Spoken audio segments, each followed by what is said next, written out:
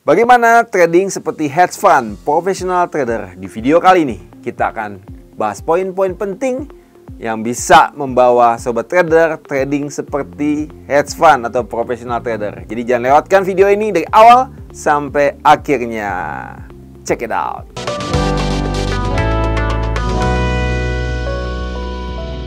Oke, langsung saja kita lihat ke laptop. Kita bahas tentang bagaimana trading seperti hedge fund atau professional trader. Jadi poin-poin, ya ada banyak poin di sini. Sobat tidak bisa perhatikan. Kita mulai untuk jadi professional trader. Poin-poinnya apa aja? Pertama itu risk management. Ini paling penting, justru kita harus perhatikan tentang risk management. Kemudian fundamental sentiment intermarket analysis. Ya. Kemudian ada risk to reward ratio, ada trading plan, ada trading journal, ada long term steady dan consistent growth, ya. Kemudian ada trading psikologi. Oke, kita akan bahas satu persatu. Oke, kita mulai dari risk management. Jadi risk itu dikategorikan, ya, kategorinya ada 3, ada low, medium, high. Nah, bagaimana ukurannya? Seperti ini. Low risk itu 1-3% daripada modal. Ya, jadi risknya itu misalkan kalau modal 100 juta, berarti 1% daripada 100 juta adalah 1 juta. Jadi risk untuk satu kali trade itu risknya 1 juta, ya. Jadi masih ada peluru, istilahnya 100 kali peluru loss baru bisa habis dananya. Oke. Juga ada medium risk, 4-10% daripada modal. Kemudian ada high risk, lebih daripada 10% daripada modal. Ya, ini harus diperhatikan, ini yang penting justru. Sebisa mungkin bagi sobat trader itu dimulai dari yang low risk, ya, bahkan 1%, bahkan lebih baik lagi lebih kecil daripada 1% risknya. Oke, lanjut. Kita bahas tentang fundamental analysis. Fundamental itu sederhananya itu kita lihat kalau untuk trading currency itu ekonomi suatu negara, ya. Ekonomi suatu negara itu bagus, cenderung, ya, mata uangnya itu menguat, ya, nilainya. Kalau ekonomi suatu negara itu jelek, maka cenderung mata uangnya melemah, ya. Jadi ini bahasa Inggris, ya. Good economy itu higher currency value. Kalau bad economy itu lower currency value. Jadi setiap data-data yang mendukung, ya, data-data yang mendukung, ya, kita bisa lihat data-data ekonomi. Kalau data-data ekonominya bagus, ya, itu good economy, ya. Kalau data-data ekonominya bagus, good economy, higher currency value. Kalau misalnya data-datanya itu menunjukkan jelek ekonominya, maka itu lower currency value. Oke, kita lanjutkan. Kita lihat tentang sentiment analysis. Ini sederhananya, sentiment analysis itu ada yang positif, ya, optimis, ada yang kemudian negatif, pesimis, ya, ada yang uncertain, ya, itu maksudnya ragu-ragu, tidak bisa ambil keputusan, ya. Jadi lebih kalau seperti itu biasanya harga itu bergerak sideways, ya. Jadi kalau positif itu risknya on, ya. Jadi banyak big trader itu akan ambil resiko, ya, kalau itu sentimennya positif. Kalau sentimennya negatif, ya, itu risk off, ya. Oke, kita lanjutkan tentang intermarket analysis. Ini sederhananya bahasa Indonesianya itu adalah korelasi antara pair satu dengan yang lain, ya. Contoh misalkan kalau di USD oil dengan Canadian dollar, ya. Jadi Kanada itu adalah produsen minyak, ya, terbesar di dunia, ya, salah satu negara produsen minyak terbesar di dunia, dan dia ekspor minyaknya. Jadi kalau harga minyak itu naik, itu pengaruh terhadap ekonomi daripada Kanada, ya. Kalau harga oil naik, maka tentu pendapatan negara Kanada itu bertambah, ekonominya bagus, sehingga nilai daripada mata uang Canadian dollar itu naik. Oke. Kemudian kalau misalkan USD oil atau oilnya itu turun, maka pendapatannya turun, kan? Maka itu juga berdampak terhadap ekonomi dan cenderung Canadian dollarnya turun. Nah, oke, kita lihat sini. Lihat dari chart sini kiri ada oil, ada sebelah Canadian dollar dengan Japanese yen. Kita lihat kalau dia turun, oilnya, Canadiannya juga turun. Kemudian kalau oilnya naik, maka kelihatan juga, ya, Canadian dollarnya itu ikut naik. Oke. Nah, juga ini kita lihat misalkan gold terhadap Australian dollar, ya. Australian dollar juga termasuk adalah produsen emas terbesar di dunia ya. Oke, kita lihat sini. Kalau misalkan berarti gold itu naik, tentu income daripada negaranya itu kan naik juga ya. Kalau gold turun, income negaranya juga turun. Ini juga kita lihat. Kalau gold kita lihat sini, gold turun, Australian dollarnya turun. Gold naik, Australian dollarnya ikut naik. Ini namanya intermarket analysis. Oke, kita lanjut. Kita lanjut tentang risk to reward ratio. Ini penting juga sobat trader ketahui. Risk to reward ratio ya. Jadi risk terhadap reward ya. Ini kalau misalkan di trading itu ada stop loss, batasan rugi, ada target untung, take profit ya. Jadi kalau risk to reward itu 1:1 ya, itu kelihatan ya di tengah-tengah.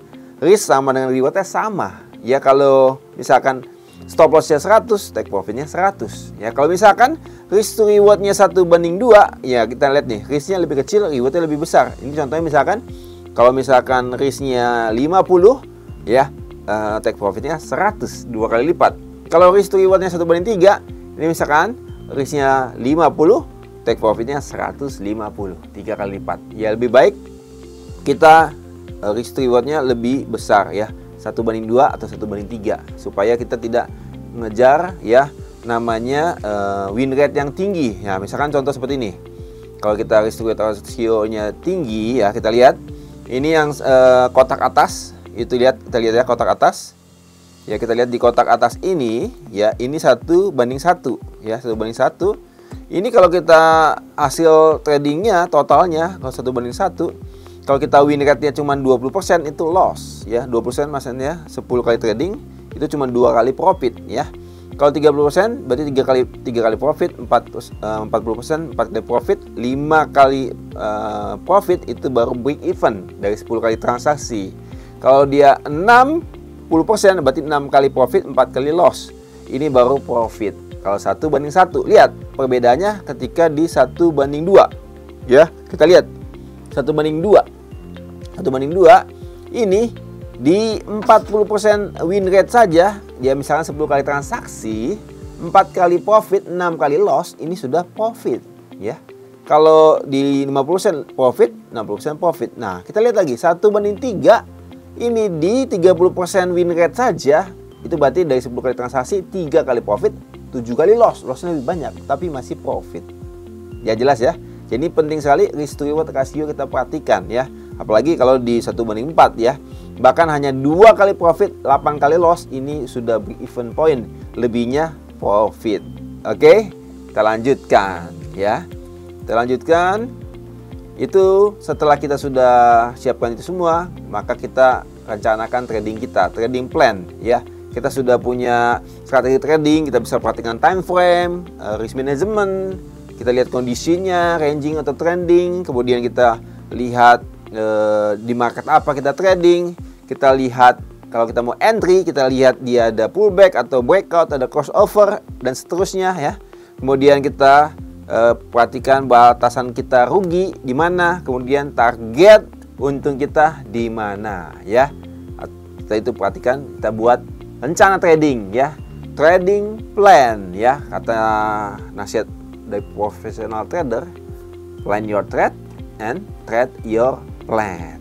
Oke, lanjut, kita lanjut ke trading journal. Setelah kita trading tentu ada hasilnya, profit atau loss ya. Kita itu buat jurnal, jadi kita kasih catatan ya. Misalkan satu ya, Euro USD, kita pakai strateginya trend continuation ya. Kemudian profit $200 ya, rules forward kita ikutin rules ya, kita catat ya. Kemudian kedua, Euro Canadian Dollar, kita setupnya trend continuation, profit lossnya 50, kita nggak ikutin rules forward no, dan seterusnya. Kita buat jurnal. Dari jurnal ini kita bisa pelajari gimana kita bisa perbaiki ke depannya. Oke, lanjut. Kita long term steady dan consistent growth. Ya, ini poin pentingnya adalah ya kebanyakan kalau yang traders profesional itu tidak mengejar profit yang besar dalam waktu singkat ya. Ya, contohnya misalkan Warren Buffett ya, itu hanya setahun dia ngejar paling profit 24% setahunnya ya. Tapi konsisten. Kalau namanya konsisten itu ya, jangan nanti tahun ini profit 80%, tahun depan misalkan minus di 10% atau minus bahkan sampai 40% ya. Jadi nggak konsisten. Lebih baik itu yang stabil tapi konsisten, growth. Ini perlu diperhatikan ya. Lanjut kita lihat trading psikologi. Nah, ini kita perlu perhatikan juga psikologi trading. Tapi kalau kita sudah yang sebelumnya kita sudah lakukan semua ya, step by step, dan kita perhatikan semua poin-poin sebelumnya, ini sebenarnya nggak akan terjadi di dalam trading sobat trader atau perjalanan trading sobat trader. Ya, ini pada umumnya yang tidak memperhatikan poin-poin sebelumnya. Ini yang terjadi. Kita lihat contoh dari kondisi seperti ini ya, kondisi siklus ya. Ini siklus psikologi ya, kita bisa perhatikan ya dari garis biru ini ya. Dia naik, kemudian turun, dia naik lagi. Ini ada perjalanannya ya. Ini bahasa Inggris. Saya mungkin terjemahin sedikit ya. Ini kalau misalkan di yang poin 1 ya, ini optimis, lagi optimis ya. Harga sedang naik ya. Kemudian di yang kedua ini bergairah, wah harga naik lagi, tapi belum ada posisi ya, belum ada posisi. Kemudian yang ketiga ya, ini wah dia sudah menunggu ya, tapi harga naik lagi, jadi dia nggak ambil posisi lagi. Akhirnya di yang keempat dia ambil posisi open buy ya. Setelah dia open buy ternyata ya harga itu turun ya, dipikir hanya koreksi ya. Jadi setelah dia buy ya, dia berharap di 4 itu ya, dia berharap harga naik tinggi langsung dan terbang dan menghasilkan profit. Ternyata dia turun ya, dia turun di sini. Yang kelima dia turun, dipikir hanya koreksi ya.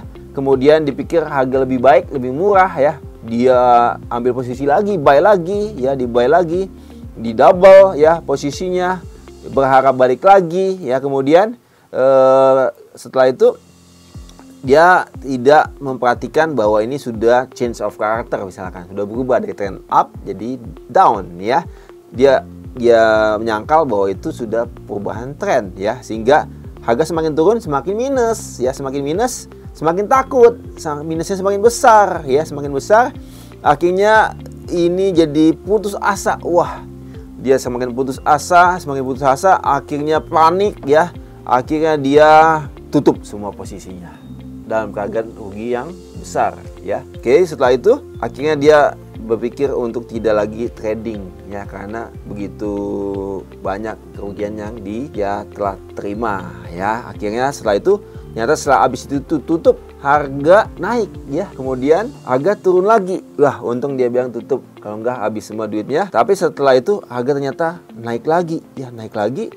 Wah, sedih sekali. Kenapa saya tutup? Harga udah mulai naik lagi ya, harga mulai naik lagi ya.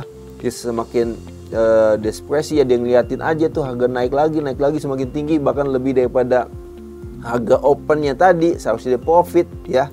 Akhirnya dia balik lagi ya ke awal ya, optimis harga naik lagi, nanti kejadiannya seperti tadi. Ini pada umumnya trader pemula ya, tapi kalau ini tidak akan terjadi kalau sobat trader ikuti poin-poin sebelumnya ya. Jadi ikuti poin-poin sebelumnya supaya sobat trader bisa seperti hedge fund atau profesional trader. Oke, jelas ya bagaimana ya poin-poin penting yang bisa membawa sobat trader jadi seperti hedge fund atau profesional trader. Ikuti saja ya poin-poin itu ya, dijalankan ya, dilatih sampai sobat trader bisa menjadi seperti hedge fund atau profesional trader.